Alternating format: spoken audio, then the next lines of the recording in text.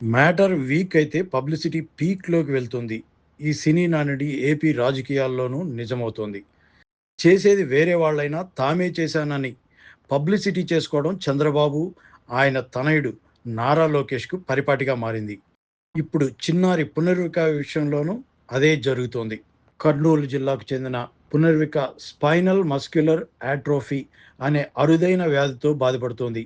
ఈ వ్యాధి చికిత్సకు అవసరమైన జోల్జెన్స్మా ఇంజెక్షన్ ఖరీదు 16 కోట్లు. తండ్రి బార్బర్ షాప్తో కుటుంబాన్ని పోషిస్తూ ప్రభుత్వాన్ని ఆశ్రయించిన స్పందన రాకపోవడంతో సోషల్ మీడియాను ఆశ్రయించారు.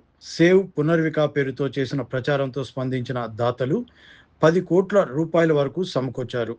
అమెరికా నుంచి తెప్పించాల్సిన ఈ ఔషధంపై 6 కోట్ల దిగుమతి సుంకాన్ని కేంద్ర ప్రభుత్వం మినహాయించింది. దీంతో ఇంజెక్షన్ ఆసుపత్రికి చేరి చిన్నారికి చికిత్స అందింది. ఈ సమయంలో కూటమి అనుకూల మీడియా నారా లోకేష్కు విస్తృత ప్రచారం ఇస్తోంది. దాతలు 10 కోట్లు ఇచ్చారు, మిగిలిన 6 కోట్లు నేను సమకూర్చాను అని ఆయన చెప్పుకుంటూ చిన్నారి తల్లిదండ్రులతో దిగిన ఫోటోలు సోషల్ మీడియాలో షేర్ చేస్తున్నారు.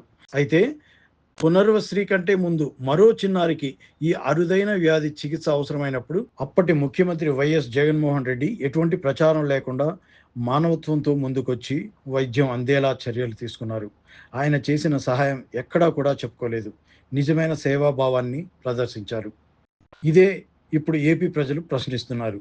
సోషల్ మీడియా ద్వారా ఇప్పటికే 10 కోట్లు సమకూరిన తర్వాత మిగిలిన 6 కోట్లు నేనే ఇచ్చాను అని చెప్పుకోవడం ఎంతవరకు సమంజసం?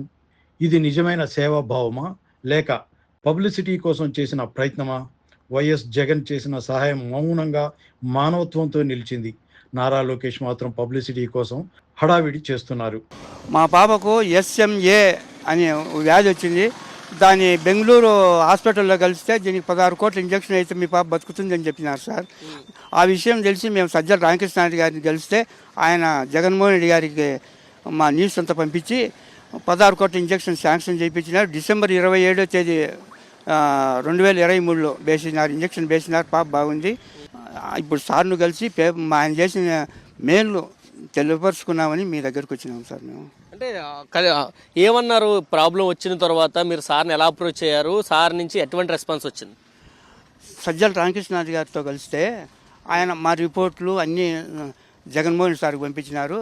ఆయన చూసి స్పందించి ఆయన పాపకు మేము మిమ్మల్ని కలుసుమాం సార్ అంటే పాపకి ఇంజక్షన్ వేసిన తర్వాత మమ్మల్ని కలుస్తామని చెప్పినారు. ఇంజక్షన్ వేసిన తర్వాత ఇప్పుడు సార్ను కలుస్తామని ఇక్కడికి వచ్చినాం సార్.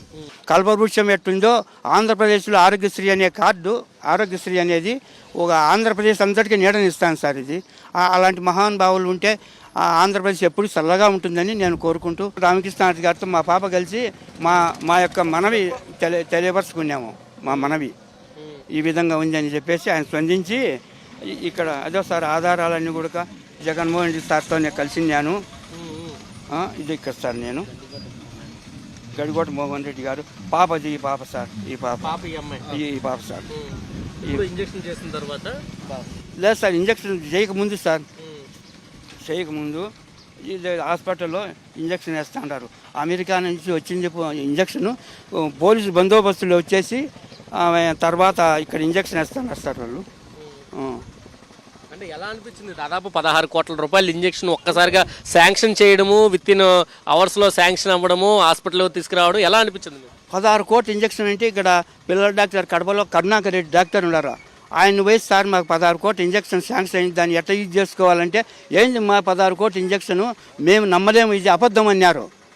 ఆ తర్వాత ఆయన రెయిన్బోకి ఫోన్ చేస్తే అక్కడ కనుక్కుంటే ఈ వ్యాధి నా దగ్గర కూడా ఒక కేసు వచ్చిందని ఆయన తెలిపితే అప్పుడు ఆయన ఇదైనాడు సార్. ఇప్పుడు నేను అవినాష్ రెడ్డి మన ఎంపీ గారిని కూడా కలిసి ఆయన కూడా నమ్మలే. మళ్ళీ రిపోర్ట్లు అన్నీ చూసి ఆయన నమ్మి మనకు 4,50,000 కూడా ఆర్థిక సహాయం అందించినాడు సార్.